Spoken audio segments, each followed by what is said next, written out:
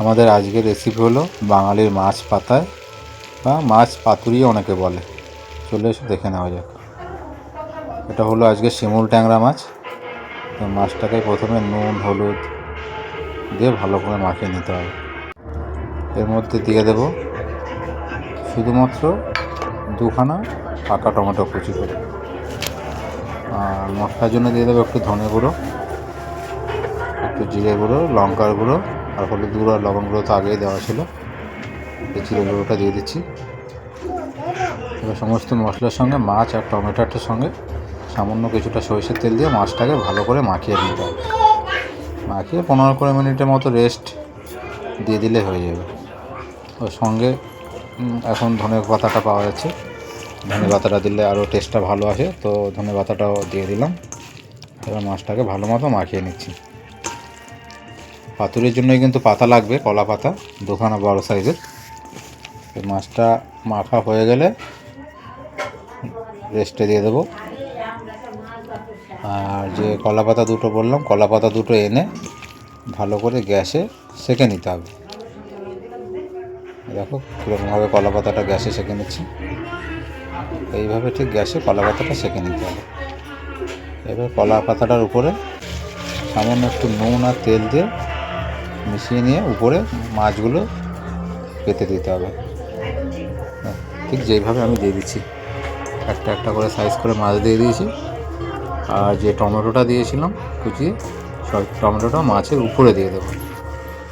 দেখো মাছটা দেওয়া হয়ে গেছে, এর উপরে কুচনো টমেটোটা দিয়ে দিচ্ছি।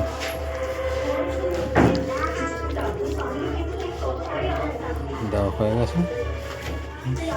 সামান্য একটু জল দেবো, এটা মশলা ম্যারিনেশন করার পরে থাকবে, সেই জলটাই মাখিয়ে দিয়ে দেবো। এবার গ্যাসে উনুন বসিয়ে মাছটা চাপা দিয়ে দেবো। দেখো মাছটা এভাবে দিয়ে দিয়েছি, বসিয়ে এবার ঢাকা দিয়ে দেবো। এইবার 10 থেকে 15 মিনিট এই পাশটা হলে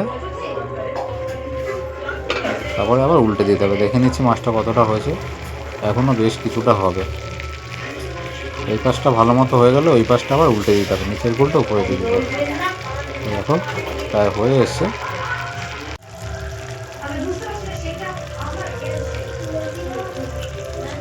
এখানে আমরা মাছটাকে নামিয়ে নেব নিচে।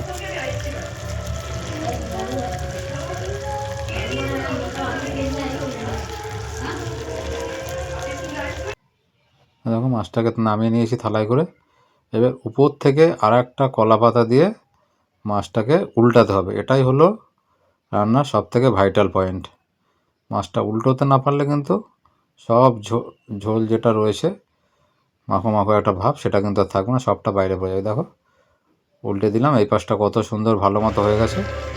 এইবার আবার ঢাকা দিয়ে 10 থেকে 15 মিনিট রান্না করলে রেডি হয়ে যাবে আজকে আমাদের মাছ পাতুরি বা মাছ পাতায় বানাবে।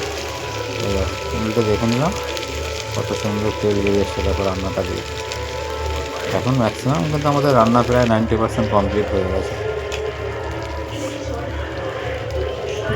দুটো পাশে কিন্তু উল্টে ভালো মতো আমরা রান্নাটা করে নিলাম। হয়ে গেল আমাদের আজকের মাছ পাতুরি।